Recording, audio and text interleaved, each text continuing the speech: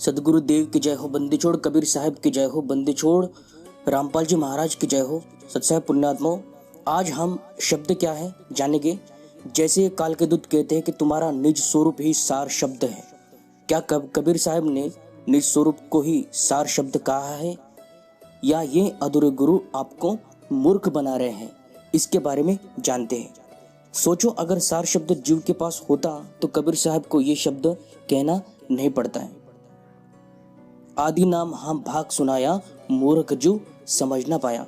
ये कबीर साहब की वाणी है और इसका अर्थ जैसा भी उस अधूरे काल के दूत ने समझा और जो उनको उनके गुरु ने जो भी मनमुखी साधना प्रदान की है वो वही कहेगा, वही साधना आपको करवाएगा। ये कालदूत कहता है कि कोई जाप नहीं करना है, कोई सिमरन नहीं करना है। पहले वाणी का अर्थ बताएंगे कि इस वाणी का अर्थ कबीर साहब ने क्या बताया है, आखिर ये वाणी क्यों बोली गई है। कबीर साहब ने कहा कि उस नाम शब्द को मैंने बोलकर सुनाया, आदि नाम हम भाग सुनाया। और बोल जहां आता है, जहां कुछ शब्द पुकारा जाता है, वही 52 अक्षर ही होता है। फर्क इतना है पुण्यात्माओं कि साधना में अंतर होता है। जैसे कबीर साहब ने कहा है कि कोटि नाम संसार में, तिन से मुक्ति ना होए, सार शब्द का गुप्त जाप बिरला जाने कोई। संसार में कोटि नाम है, राम कृष्ण शिव दुर्गा आदि के करोड़ों मंत्र है, करोड़ों नाम है, हजारों मंत्र है। उन मंत्रों को जपा जाता है बोलकर, और ये नाम 52 अक्षर में ही आते हैं। लेकिन जिस नाम से मुक्ति होनी है वो ये नाम नहीं है, वो ये मंत्र नहीं है। मतलब संसार में प्रसिद्ध नाम है, लोग उसे ही जप रहे हैं। संसार के जो प्रसिद्ध नाम है लोग उसे ही जप रहे हैं, क्योंकि उनको कोई बताने वाला आया ही नहीं है कि तुम परमात्मा के शब्द नाम को जानते नहीं हो।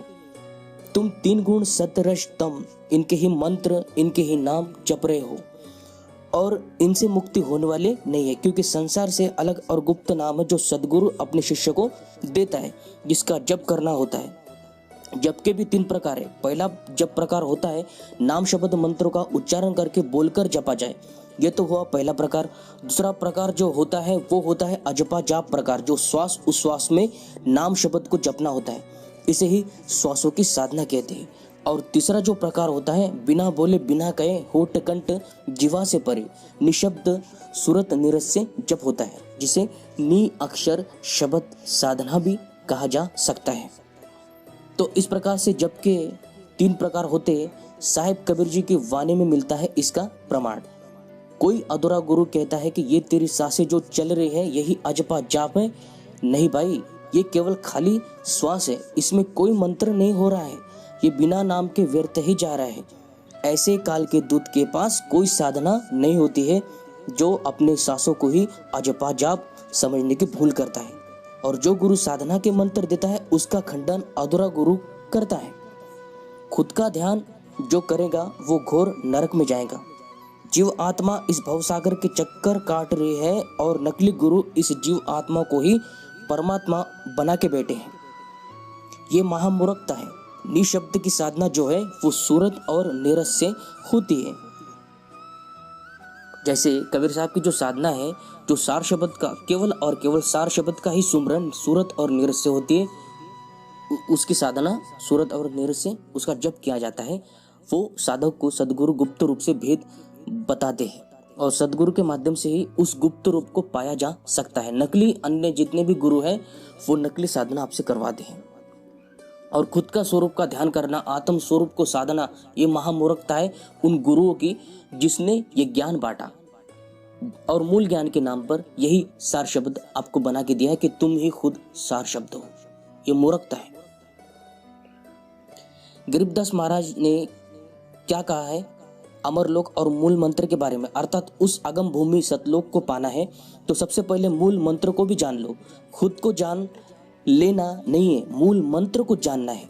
पुण्यात्माओं, नकली अधूरा काल का दूत कहता है कि मूल ज्ञान को जानो। मूल ज्ञान क्या है? कख नहीं पता है इसको, तो मूल मंत्र कैसे पता हो सकता है इस काल के दूत को? ये तो सारे संसार को ही निगलने आया है, घोर अंधकार में डालने जा रहा है। कुछ नहीं है इनके पास, केवल बेतों की बातें करने से कोई मूल ज्ञानी नहीं बनता। गरीबदास महाराज जी कहते हैं कि मूल मंत्र को जान लो।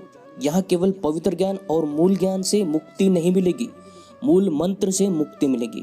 ये दिन रात मूल ज्ञान करते रहते हैं, लेकिन मूल मंत्र इनके पास नहीं है।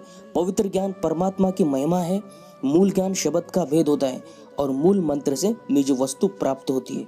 शब्द को ही मूल मंत्र कहते हैं, शब्द को ही मूल मंत्र कहते हैं। गरीबदास महाराज जी कहते हैं, देखिए, गरीब सुन्नी बस्ती से रहते हैं, मूल मंत्र मन माही, जा हम सतगुरु ले गया अगम भूमि सत ठाई। गरीबदास महाराज जी कहते हैं कि शून्य में स्थित जो सतलोक है वह हंसों का मेला है, और जो मूल मंत्र सतगुरु जो देते हैं उसके सहारे शब्द मंत्र के द्वारा ही उस अगम भूमि जो दुर्लभ स्थान धाम अविनाशी भूमि है, वहां पे सतगुरु कबीर साहब ने गरीबदास महाराज को जो मूल मंत्र देकर ही ले गए थे। क्योंकि मूल मंत्र देकर ही, प्रथम मंत्र, प्रथम पान परवाना शब्द देकर ही सतलोक दिखाया जाता है। जो आत्मा को एक गवाह बनता है, वो आत्मा उस सतलोक का और उस परमेश्वर सत्य पुरुष का गवाह बन जाता है। और ठीक ऐसे ही गरीबदास महाराज जी को परमात्मा कबीर साहब जी मिले थे और गरीबदास महाराज जी को उन्होंने गवाह बनाया था। तो केवल मूल ज्ञान जान लेना पर्याप्त नहीं है, मूल ज्ञान मंत्र जानना ही मूल ज्ञान होता है। और ये कालदूत कहते हैं कि कोई सतलोक नहीं जाना है, कोई धाम नहीं है।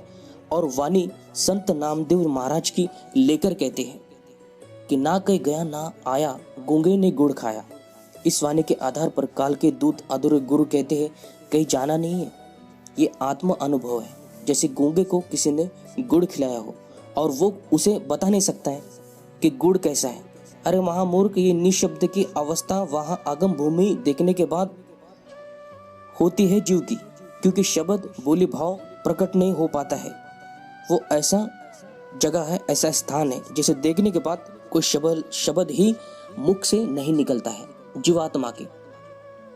क्योंकि हम जिस संसार में रहते हैं वो संसार काल रूपी है, और जहाँ देवी देवताओं से हम अवगत थे उससे भी परे वो परमात्मा सत्य पुरुष का धाम होता है, और जिसे देखकर आत्मा निशब्द हो जाती है। और इसी अवस्था को गूंगे ने गुड़ खाया जैसी अवस्था कहते हैं। और इस अज्ञानी नकली काल के दूत ने उस अवस्था को ही चेंज करके मनमुखी बातें और मनमुखी अर्थ करके आपको समझाया। तो ये सबसे बड़ी इस काल दूत की भूल थी।